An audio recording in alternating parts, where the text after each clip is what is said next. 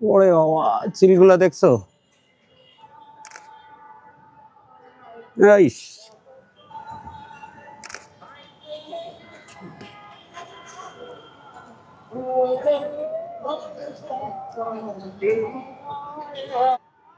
বক কইরা যেতেছে। ওয়াও, এই তীব্র বাতাসের মধ্যে চিলগুলা যে কি মজা করে উঠতেছে।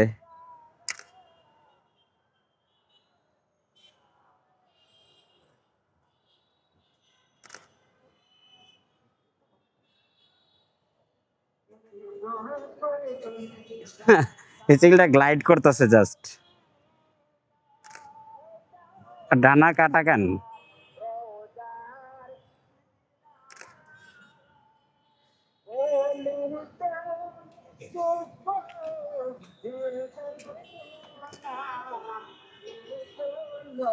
আর এই কৃষ্ণচূড়া ঝরে যেতেছে।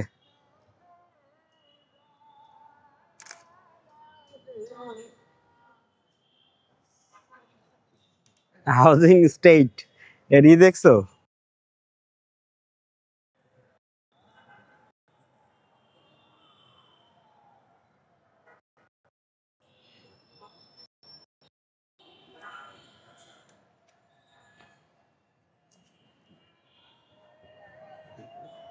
ওই যে বিএম টাওয়ার।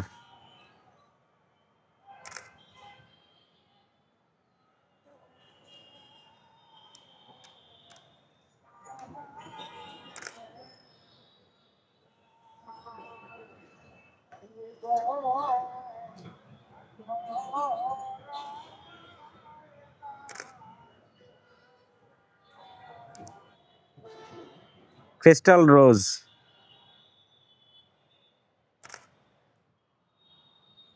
শাহিদগের মিনারটা এই জায়গা থেকে দেখা যায়, দেখছো?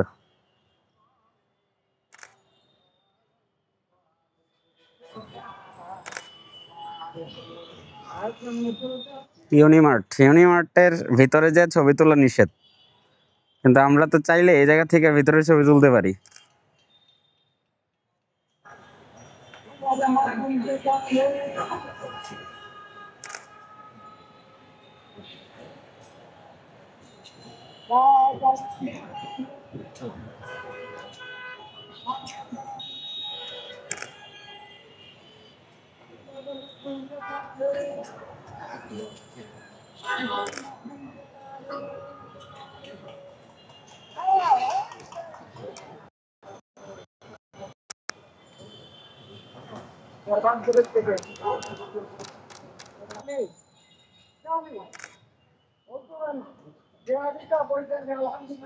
শাহজালাল মাজারে উরস চলতেছে।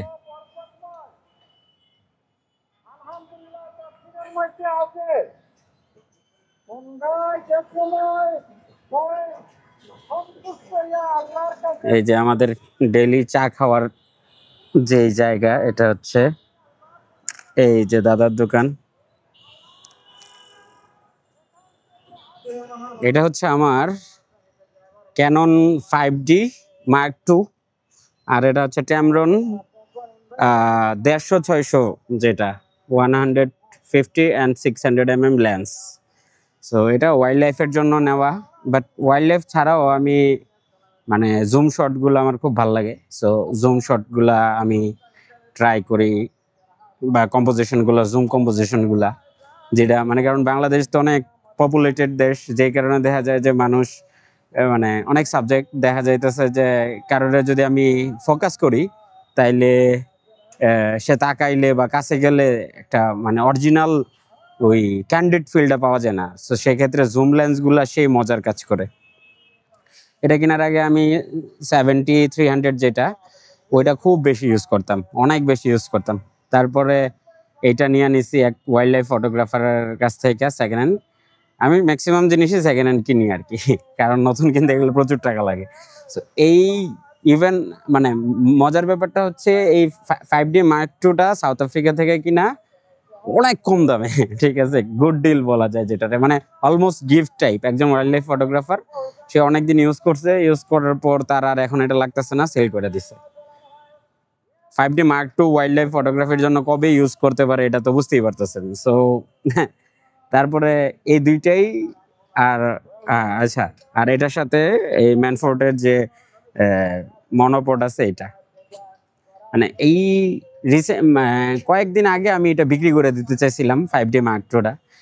কিন্তু আমার একটা ব্যাপার হলো কি, যে আমার ইউজ করা সেকেন্ড হ্যান্ড ক্যামেরা ডিভাইস বা any type of gear sell করতে খুব খারাপ লাগে, কারণ এটার সাথে অনেক স্মৃতি জড়ায় যায়, অনেক ট্রাভেলিং করা হয়, অনেক মেমোরি ক্রিয়েট করা হয়, আর যেই ভ্যালু মানে এটার জন্য অফার করা হয়, সেটা আমার কাছে মনে হয় যে মানে আন্ডার এস্টিমেশন হয়ে যায়। এটার সাথে দেখা যাইতেছে যে আমি 5D এখন সেল করলে হয়তো 20,000 টাকা সেল করতে পারবো, বা 25,000 টাকা।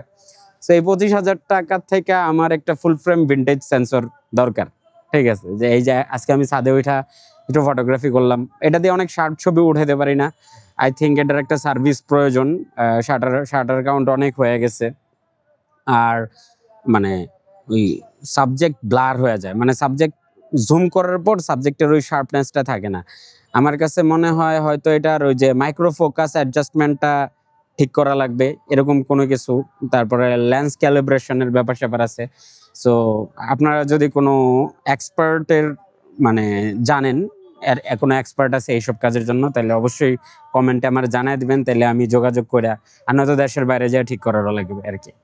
সো এই হচ্ছে অবস্থা। আমি চাই না এগুলা, আমি আমার পুরানা ক্যামেরাগুলো আর বিক্রি করতে চাই না। মানে আমি একটাই ক্যামেরা সেল করছি আমার লাইফে, সেটা হচ্ছে আমার ফার্স্ট ক্যামেরা ছিল নিকন D3200, যেটা আর কি 3200 যেটা, সেটা ওটার ছবি আমি এখনো এডিট করি।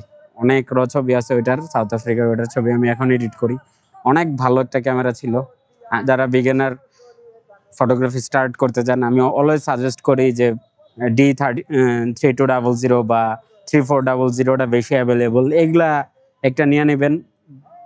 অস্থির লেভেলের কালার, র মানে র ইমেজ পাইতেছেন, ইচ্ছা মতো কালার গ্রেডিং করতে পারতেছেন, ডাইনামিক রেঞ্জও ভালো, দামও অনেক কম। সো ওইসব জিনিস হাত ক্লিয়ার করার জন্য, কম্পোজিশন ঠিক করার জন্য, বা ক্যামেরার ফাংশনালিটির সাথে ইউজ টু হওয়ার জন্য ওগুলো অনেক ভালো, অনেক ভালো। সো এই হচ্ছে আমার 5Dর অনেক ছবি আপনাদের সাথে শেয়ার করব আমি। আর 5D নিয়ে ইন ডিটেলস মানে আমার যেই এক্সপিরিয়েন্স সেটাও শেয়ার করব ইনশাল্লাহ। সো আজকের জন্য সাইন অফ।